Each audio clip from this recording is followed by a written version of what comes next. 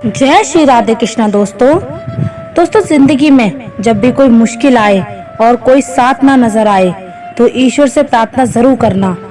कई लोग तो कहते हैं कि जो हम प्रार्थना में मांगते हैं वे हमें मिलता ही नहीं। आप प्रार्थना करते हो या भीख मांग रहे हो, प्रार्थना का मतलब होता है कि हे ईश्वर मुझे शक्ति दो ताकि मैं अपने आप को इस स्थिति से बाहर निकाल पाऊं, जिंदगी की मुश्किलों से लड़ पाऊं, उनसे जीत पाऊं। प्रार्थना का मतलब होता है कि हे ईश्वर हमें शक्ति दो, हमें मार्ग दिखाओ कि हम अपनी जिंदगी में आगे क्या करें। इस दुनिया में दो तरह के लोग होते हैं। पहले वह जो छोटी सी मुसीबत आने पर डर जाते हैं और घबरा जाते हैं, दुखी हो जाते हैं, और दूसरे वह जो उनकी जिंदगी में कितनी भी बड़ी मुश्किलें आ जाए लेकिन वह हमेशा खुश रहते हैं, हर मुसीबत में खुद को संभाल लेते हैं। एक वो होते हैं जिनके पास सब कुछ होता है लेकिन फिर भी हमेशा दुखी रहते हैं, और दूसरों को जिनके पास चाहे कुछ भी ना हो लेकिन फिर भी वह अपने प्रभु का नाम लेते हैं और हमेशा खुश रहते हैं। दोस्तों, श्रीमद् भगवत गीता सिर्फ एक धर्म के लिए नहीं है बल्कि इसे धरती के हर इंसान को पढ़ना और समझना चाहिए। कहा जाता है कि जिस घर में भगवत गीता का पाठ हर रोज पढ़ा जाता है या सुना जाता है उस घर में भगवान श्री कृष्ण स्वयं रहते हैं। भगवत गीता में कुल 18 अध्याय हैं और इन 18 अध्यायों में कुल 700 श्लोक हैं, जिनकी प्रत्येक पंक्ति को पढ़ पाना हर व्यक्ति के लिए मुश्किल हो सकता है। इसलिए हम आज की इस बेहद ही खास वीडियो में श्रीमद् भगवत गीता के दिव्य ज्ञान से प्रेरित महत्वपूर्ण विचारों को लेकर आए हैं, जिसे हम बहुत ही आसान और सरल भाषा में आपको समझाने की कोशिश करेंगे और आशा करते हैं कि श्रीमद् भगवत गीता भगवान श्री कृष्ण की वाणी को सुनकर और समझकर आप अपने जीवन की सभी समस्याओं का समाधान कर पाएंगे। यह ज्ञान आपकी सारी व्यर्थ की चिंताओं, परेशानियों और आसक्ति को समाप्त कर देगा। और अगर आप हमारे चैनल पर नए हैं तो चैनल को सब्सक्राइब जरूर कर लेना। इस ज्ञान को अपने जीवन में अपनाकर आप सुख, शांति और समृद्धि को प्राप्त कर सकते हैं। दोस्तों, अगर आप भगवान श्री कृष्ण के इस बहुमूल्य ज्ञान का लाभ अधिक से अधिक लेना चाहते हैं तो श्रीमद् भगवत गीता से प्रेरित इस ज्ञान को पूरा अंत तक सुने और इन विचारों को आप हर रोज सुबह और रात में सोने से पहले अवश्य सुने। श्रीमद् भगवत गीता की पहली शिक्षा ये है कि आज के युग में किसी को भी अपना समझना छोड़ दो।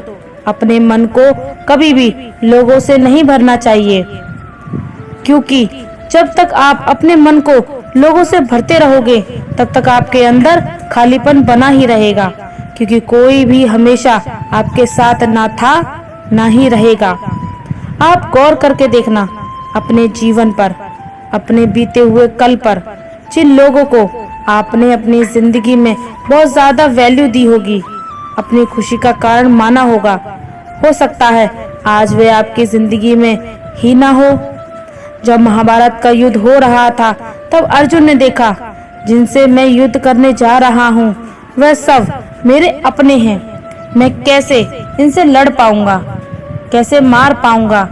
उन लोगों को देखकर उस समय उसके अंदर अपनेपन का, भावनाओं का मोल जाग गया। तब भगवान श्री कृष्ण ने उसे गीता का ज्ञान दिया कि तूने जिन लोगों को अपना मान रखा है, अपना समझ रखा है, यह वही है जिन्होंने हर बार तुम 5 पांडवों को जान से मारने की कोशिश की। यही वह लोग हैं जिन्होंने तुम्हारी पत्नी द्रौपदी को भरी सभा में सबके सामने नग्न करके कोशिश की। भीम को जहर पिलाने वाला यही दुर्योधन है। वनवास में भिखारी की तरह तुम्हें 13 साल तक रहना पड़ा, उसका कारण भी यही लोग हैं, और तू इन्हें अपना कह रहा है। यही कहानी हम सब लोगों की भी है, जिन लोगों को हम अक्सर अपना कहकर मरते रहते हैं। अक्सर हमारे सारे दुखों का कारण वही होते हैं, हमारी हर तकलीफ का कारण वही लोग होते हैं। और इसलिए इस दुनिया में अपनेपन के मोह में पड़कर कभी अपनी जिंदगी खराब ना करें। आगे श्री कृष्ण कहते हैं, मनुष्य को अपने कर्मों का फल भोगना ही पड़ता है, जो बोया है वही काटोगे। दोस्तों, यदि अपने माँ बाप की सेवा की है तो ही आपकी संतान बुढ़ापे में आपकी सेवा करेगी, वरना कोई पानी पिलाने वाला भी नहीं होगा। इसलिए बुरे कर्मों का त्याग ही सर्वोत्तम है। एक गरीब आदमी मछली पकड़ रहा था। मछली पकड़ते पकड़ते उसने एक ताजी ताजी मछली पकड़ी। पास में ही एक सेठ भी मछली पकड़ रहा था, लेकिन मछली पकड़ने का अनुभव न होने के कारण काफी देर से उसके हाथ एक भी मछली नहीं लगी। सेठ ने जब देखा कि उस गरीब आदमी ने ताजी ताजी मछली पकड़ी है, तो उसके मन में मछली को देखकर लालच आ गया और उसने गरीब आदमी के हाथ से मछली छीन ली। गरीब आदमी ने सेठ से कहा, यह मछली मैंने पकड़ी है, आप इसे क्यों छीन रहे हैं? सेठ ने अपनी ताकत दिखाते हुए उस गरीब आदमी से कहा, चल चल जा, दूसरी पकड़ लेना, ये मछली तो अब मेरी है। ऐसा कहकर वह वहां से चलने लगा। अभी मछली जिंदा थी और तड़प रही थी। मछली ने सेठ के अंगूठे में काट लिया, जिससे वह सेठ के हाथ में छिटक कर और फिर से पानी में गिर गई। सेठ के अंगूठे में गहरा घाव हो गया और तेजी से खून बहने लगा। सेठ दौड़ा दौड़ा डॉक्टर के पास गया। डॉक्टर ने अंगूठे पर पट्टी बांध दी और बोला, 3 दिन बाद आकर दिखाना। 3 दिन के बाद सेठ दोबारा डॉक्टर के पास पहुंचा और अपना घाव दिखाया। घाव ठीक होने की वजह और गहरा हो गया। डॉक्टर ने बोला, अब इस अंगूठे को काटना पड़ेगा, अगर नहीं काटा तो हाथ खराब हो जाएगा, मरता क्या न करता। सेठ ने अपना अंगूठा कटवा दिया। डॉक्टर ने फिर से पट्टी बांधी और 3 दिन बाद आने को कहा। सेठ 3 दिन बाद फिर गया, पट्टी को खोला, वह घाव सड़ने लगा था, जिसे देखकर डॉक्टर ने बोला, आपका घाव सड़ रहा है, हाथ कलाई तक कटना पड़ेगा, नहीं तो पूरा हाथ कट जाएगा। सेठ बोला, काट दो, और कोई रास्ता भी नहीं है। सेठ की कलाई काटकर पट्टी बांध दी और उसे 4 दिन बाद फिर से आने के लिए कहा। सेठ 4 दिन बाद पहुंचा। डॉक्टर ने पट्टी खोलकर देखा तो घाव वैसे का वैसा था। डॉक्टर ने कहा, हाथ को भी काटना पड़ेगा, नहीं तो पूरा बाजू कट जाएगा। सेठ ने कहा, वह भी कटवा दिया। सेठ को पट्टी बांध दी और फिर 4 दिन बाद फिर आने को कहा। 4 दिन बाद डॉक्टर ने घाव को देखकर कहा, अब तो बाजू कटना ही पड़ेगा, नहीं तो पूरा शरीर सड़ जाएगा। अब सेठ का पूरा बाजू कट चुका था। तभी सेठ के एक दोस्त ने उससे पूछा कि तुझसे कहीं कोई गलती तो नहीं हुई? आखिर ये क्या हो रहा है? तू जाने अनजाने कोई गलती तो नहीं कर बैठा, जिसके कारण तेरे साथ ये सब हो रहा है? सेठ बोला, हाँ, एक गलती तो हुई है। मैंने किसी की मछली पर हाथ मारा था। मेहनत उसकी थी, मगर खाना मैं चाहता था। दोस्त ने जैसे ही सुना, उसने सेठ से कहा, जरूर यह उस मछली वाले आदमी की वजह से ही हो रहा है। तू जल्दी जा और उसे ढूंढ, उसके सामने नाक रगड़ और माफी मांग। सेठ दौड़ा और उस गरीब आदमी को ढूंढा। उसके पैरों में गिर गया और उससे पूछा, ये तूने क्या किया? क्या तुझे कोई तंत्र मंत्र की विद्या आती है? तूने क्या किया मेरे साथ? कोई श्राप दिया? कोई बद्दुआ दी? तूने क्या कहा? गरीब आदमी हाथ जोड़कर बोला, मैंने तो कुछ नहीं किया। सेठ बस ऊपर वाले से देखकर कहा, हे भगवान, इसने मुझे अपनी ताकत दिखाई है, तू इसे अपनी ताकत दिखा दे। दोस्तों, हमेशा याद रखिए, बुरे कर्मों का फल भी बुरा ही होता है और कर्मों का फल हमें वैसे ही ढूंढ लेता है जैसे कोई बछड़ा खो जाने पर सैकड़ों गांव में अपनी माँ को ढूंढ लेता है।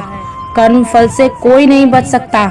श्रीमद् भगवत गीता की ये शिक्षा कि आपके रिश्तेदार और मित्र कभी आपकी सफलता और खुशी से खुश नहीं होते।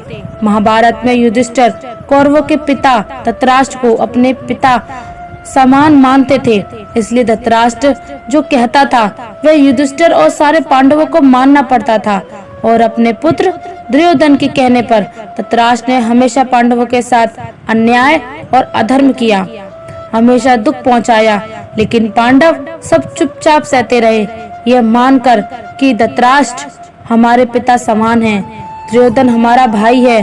सिर्फ यही रिश्तेदारी निभाने की वजह से उन्हें बहुत बुरी जिंदगी झेलनी पड़ी।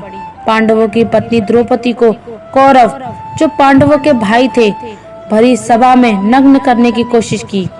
वह सब कोई उनके पराये या बाहर के दुश्मन नहीं थे, सब घर के ही लोग थे, सब अपने रिश्तेदार ही थे। यह तो हजारों साल पहले की बात है, जबकि आज की दुनिया तो बहुत बदल गई है, ना जाने कहां पहुंच गई है, और हम रिश्ते नातों में फंसकर जिंदगी भर दुख पाते हैं। आप देखना, जो इंसान सबसे ज्यादा रिश्ते नाते निभाता है, सबसे ज्यादा लोग उसे ही बेवकूफ समझते हैं, सबसे ज्यादा गालियां भी उसे ही मिलती हैं, सबसे ज्यादा बुराई भी उसी की होती है, और सबसे ज्यादा फायदा भी लोग उसी का ही उठाते हैं। इसलिए रिश्ते नाते यह सब बातों में पढ़कर कभी अपनी जिंदगी खराब मत करना। भगवत गीता की तीसरी शिक्षा ये है कि कलयुग में सब रिश्ते सिर्फ दिखावे और मतलब के होते हैं। इसलिए जो कुछ भी आप लोगों में रिश्तों को देखते हैं, वह सब सच नहीं होता। जब आप लोगों के दिखावे पर आकर उन पर विश्वास कर लेते हैं, तब उन्हें पूरा हक मिल जाता है आपको चोट पहुंचाने का, आपको तकलीफ देने का। इसलिए जो लोग ज्यादा मीठी मीठी बातें करते हैं या अपने मन कनपन का नाटक करते हैं, ऐसे लोगों से बचकर रहना चाहिए। वैसे भी आज के युग में किसी पर भी बहुत जल्दी भरोसा नहीं करना चाहिए, चाहे वे भावना की हो और अपनेपन की कितनी ही बातें आपके साथ क्यों ना करें। श्रीमद् भगवत गीता की यही शिक्षा है कि किसी को भी अपना सच्चा साथी मत बनाओ। कलयुग के लोग बहुत खतरनाक हो गए हैं, यहाँ सब अपनेपन का नाटक करते हैं। और गौर करना, जहाँ जहाँ भी आप अच्छाई करोगे, वहाँ वहाँ से आपको चोट जरूर मिलेगी। प्रिय दोस्तों, आशा करते हैं अगर आप हमारे चैनल पर नए हैं तो चैनल को सब्सक्राइब कर लीजिए और कमेंट में जय श्री राधे कृष्णा जरूर लिख दीजिए। धन्यवाद। जय श्री राधे कृष्णा।